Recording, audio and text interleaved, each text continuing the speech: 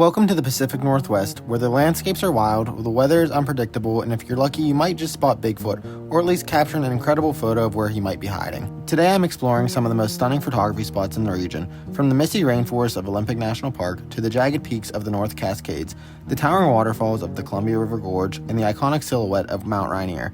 It's going to be a week of dramatic landscapes, ever-changing light, and plenty of hiking to find the best vantage points. After landing in Seattle, it was time to hit the road for a week across the Pacific Northwest. The first stop was Olympic National Park, with its rugged coastline, moss-covered rainforest, and towering peaks. It's one of the most diverse landscapes in the country, but before heading deep into the wilderness, I had to make a few stops along the way. This was our first taste of the Olympic coast. Ruby Beach is known for its dramatic sea stacks and endless piles of driftwood, and with the moody weather rolling, it was a perfect introduction to the rugged shoreline.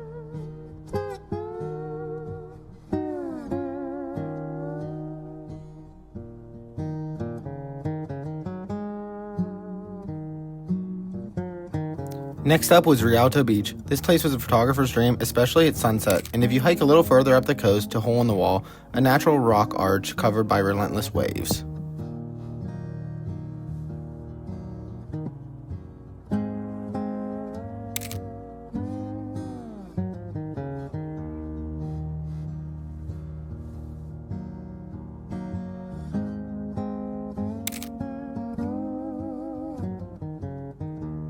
Forks might be best known for a certain vampire series, but for us, it was just a perfect base to explore the Olympic Peninsula. After a long day of driving and shooting, it was time to rest up before heading to the northernmost point of the lower 48, Cape Flattery.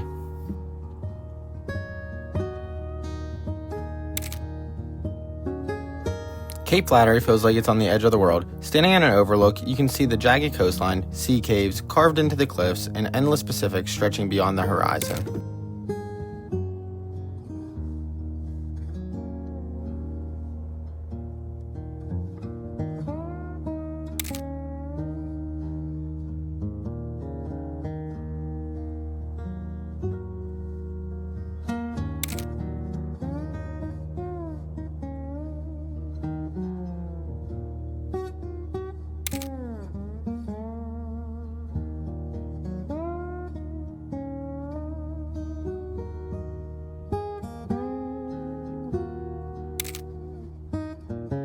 For one last sunset at the Olympic coast, we returned to Ruby Beach. I found a quiet stretch of beach and just watched the sky put on a show.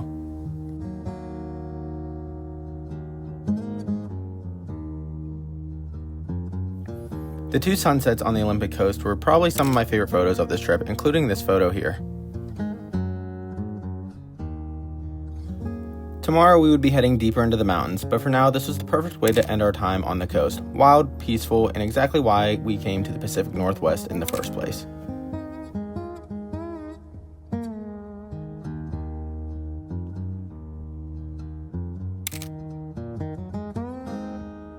Next up we would be exploring some rugged coastline in the Columbia River Gorge. But first, we were heading back to the Hoh Rainforest. I skipped over this the first time, but this time it was exactly what we hoped to see. Early morning, no crowds, and a steady downpour turning the entire rainforest into something straight out of a dream. There's something special about being here alone, surrounded by nothing but the sound of rain and towering trees. Every step felt like it was walking through an ancient world, untouched, quiet, and absolutely worth coming back for. We had a few quick stops planned going down the coast, including Cannon Beach and Cape Disappointment. But the weather had other ideas. The rain didn't just fall, it poured, and within minutes, we were completely soaked, but honestly, that just made the whole experience even more memorable. As we made our way to government camp, the fog only got thicker. I had high hopes of waking up to the perfect reflection of Mount Hood at Troman Lake, but by the morning, well, things didn't go exactly to plan. Just when we thought that the morning was a bust, something incredible happened. This was hands down one of the best moments of the trip. A full rainbow stretched over Mount Hood, the clouds lifting just enough to reveal its peak. It was completely unexpected, and that made it even better.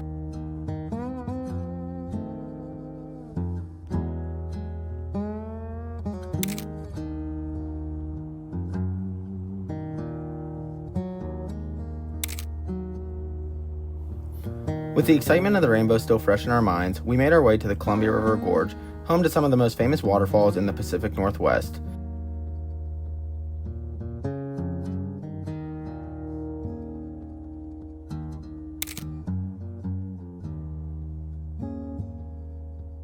And of course, no trip to the gorge is complete without stopping at its most iconic spot, Multnomah Falls.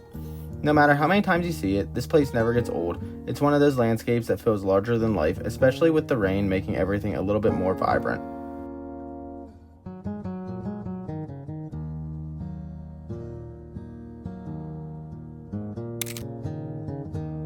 From here, it was time for the next chapter of our trip, where we would be heading into the high country of Mount Rainier National Park, where we would be exploring the Paradise region, and with the way the weather had been going, I had no idea what to expect. After days of chasing light through the Pacific Northwest, I finally made my way to Mount Rainier National Park, and not just any part of the park, Paradise. True to its name, this area is home to some of the best trails, views, alpine landscapes in the region, and visiting in the fall made it even more spectacular. Driving into Mount Rainier National Park is an experience in itself. As you gain elevation, the landscape shifts. Lush forests give way to meadows bursting with fall colors, and if you're lucky, you'll catch the mountain on a clear day. Along the way, there are plenty of spots to pull off and soak in the views. Myrtle Falls is one of the most iconic spots in the park, and for good reason. A short hike leads you straight to the perfect view of Mount Rainier, with a waterfall cascading through the foreground. Standing here, it's easy to see why it's one of the most photographed spots in the park. It's almost too perfect, like a painting come to life. One of the best things about Paradise in the fall is the explosion of color. The trails here weave through some of the most stunning alpine meadows I've ever seen. With Rainier towering in the background, every step feels unreal. It's the kind of place that makes you want to stay forever, just watching the light shift over the mountain. As the day came to an end, I made my way to the other side of the park for sunset at Tipsoo Lake. This spot offers one of the most stunning views of Mount Rainier, especially when the water is still enough to catch the perfect reflection. The next morning, I headed to the aptly named Sunrise area of Mount Rainier, one of the highest points in the park you can drive to, and let me tell you, it did not disappoint. Watching the first light hit the mountain from this high up was incredible. It's moments like this that make the early alarms worth it. Before leaving Mount Rainier, we made one last stop back at Paradise. It was hard to say goodbye to this place, but another adventure was waiting, North Cascades National Park.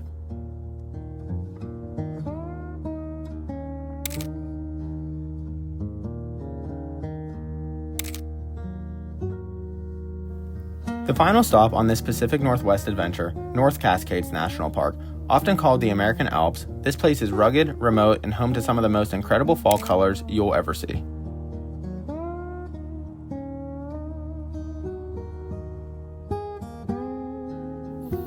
We aren't exactly hardcore hikers, but the Maple Pass Loop had been on our radar for a while. It's one of the best hikes in the North Cascades, especially in the fall when larch trees turn a brilliant shade of gold.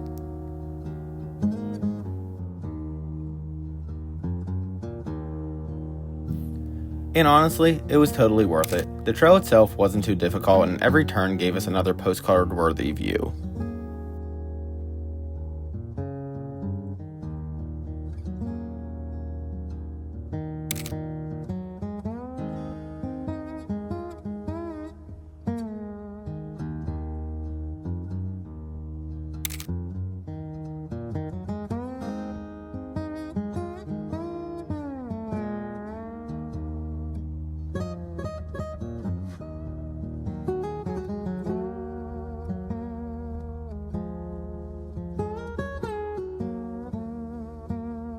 After finishing the hike, we made a quick stop at Diablo Lake, which is famous for its unreal blue water. No filters needed. This is what the lake actually looks like. This was the perfect way to wrap up our time in the North Cascades. One last breathtaking view before heading back to Seattle.